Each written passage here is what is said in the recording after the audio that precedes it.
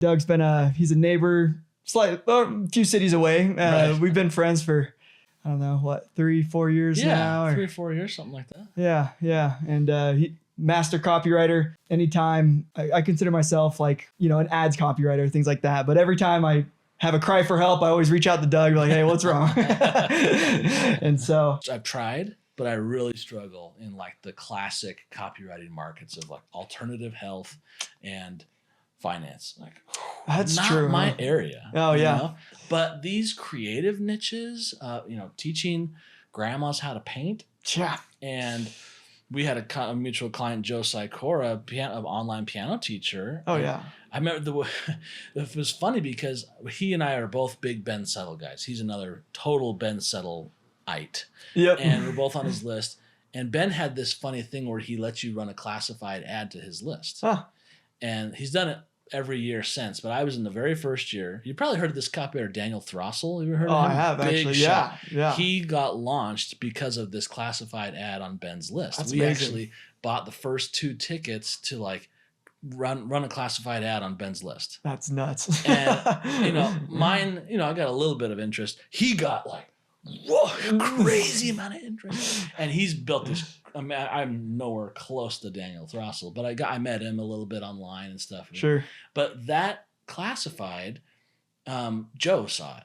And he's like, wait a minute, this guy's a professional copywriter and a professional musician? Talks my lingo. I got to work with this guy. Yep. He said, I'm not ready. I don't have the money. But he had me in mind for 2 years. Really? And Was then it contacted me wow. out of the blue. It's like, I need a copywriter. I saw you on Ben's thing 2 years ago. Let's work together. That's it's crazy. It's just cool how the worlds collided. Yeah. So I've had a few other clients like that. But yeah, that's kind of my space. It's like helping people who are experts at something, but it's not like the run-of-the-mill marketer teaching marketers about marketing. That's fair. I'm kind of tired of that. Yeah. I think most of the online world is. Yeah. So finding these other pockets of really excited people, like with Jen Vrains. I mean, these are retired women who are empty nesters and they want an artistic hobby. Yeah. And they have money and they want to do something. They're very passionate about stuff. Yeah. And that is so much more fun for me. That's cool. Would you say like, as far as like storytelling and ads, I know you can do it for any niche really, but would you say the response is better in more of those creative niches than it is to like, or I guess maybe that's the wrong question. No, that's a good question. I from my experience, storytelling is great in every niche. Yeah. Sometimes I think it does work maybe a little better in these heavy marketing niches. Yeah. Because people tend to lean towards sell. Yeah. And so it's refreshing when Yep. somebody tells an actual good story in a marketing lane. Yep. At the same time, it's just much easier in, let's say, a hobby niche to just fall into storytelling because it's kind of where the space they're in already. True. Yep. So I don't know that it's harder or easier or performs better one or the other. I'm not really sure. I don't have any data on that. Yeah. But just from my experience, I mean, I love a good story. Yeah. Everybody loves a good story. There's that book Wired for Story. We're all just like wired for stories. Yep. Right? And my mentor now, David Garfinkel, he actually wrote a book about this a couple of years ago called The Persuasion Story Code. Oh, yeah. And how to use micro stories in your marketing instead of trying to do a huge hero's journey story, which it's too long. Yeah, it's a movie. It's a movie. Yep. And it has its place. Yeah. Like if you're doing a big Russell Brunson event or something and you use the hero's journey over 4 days, okay. Fantastic. Right? Or if you're writing an opera for the Kennedy Center, you use the hero's journey. Right. But in a single email, there's no time. Yeah. No. So that's David's whole thing is these micro persuasion stories. And he's like codified this series of stories. There's 25 of them, and they're all in the book. And he and I actually are turning that into a course together and sort of in partnership. This seems like it should be obvious, and everybody talks about doing this, but a lot of people just don't do it. Yep. They're too eager to get people into the membership that they don't take the time to nurture. And it's such a mistake because if you truly believe you're in the renewals business, you have to think about that from the beginning.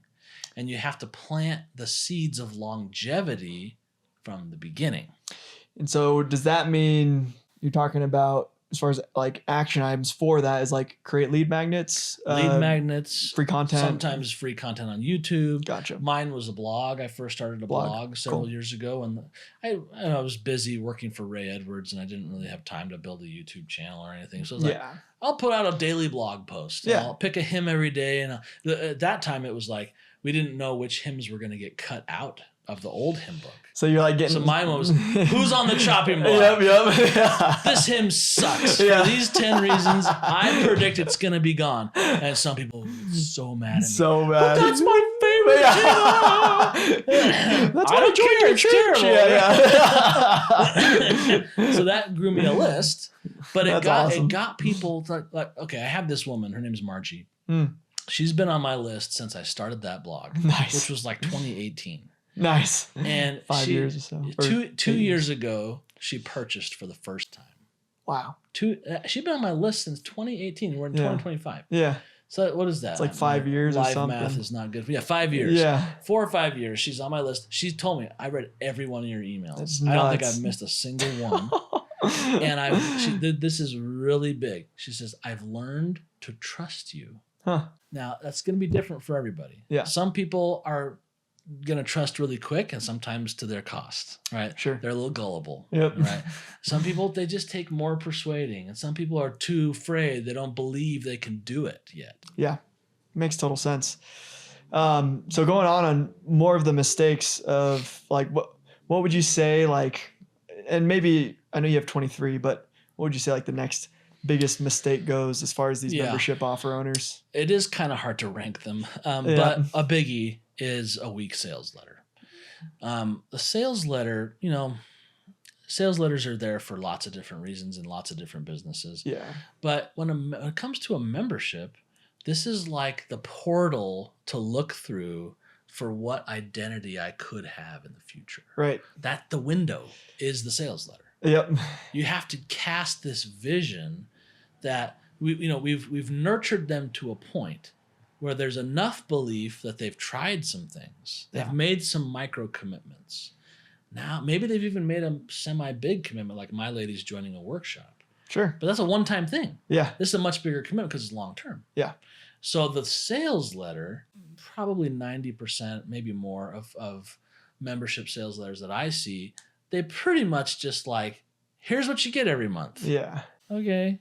But how does that change my who identity? I am. Yeah. How does that transform me? Yeah. Right. So that's a biggie. Is the sales letter is not doing the job of the song in Little Mermaid, of taking them from where they are to a new person by the end of the song.